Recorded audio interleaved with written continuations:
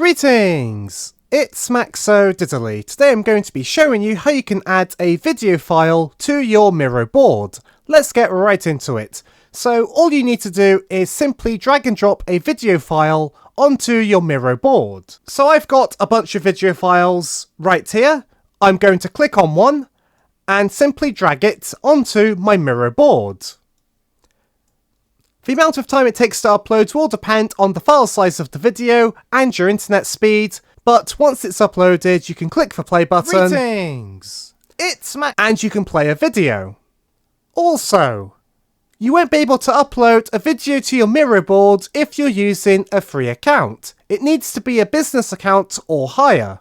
Let's say you try to upload a video that's greater than 150 megabytes big. You'll be told it's too big. The file size limit for a video on Miro is 150 megabytes. If you want to know how to make your video smaller, click the video on screen. Thanks for being a great audience, be sure to leave a like and a comment if you enjoyed, and subscribe for more tutorials. Thanks for watching.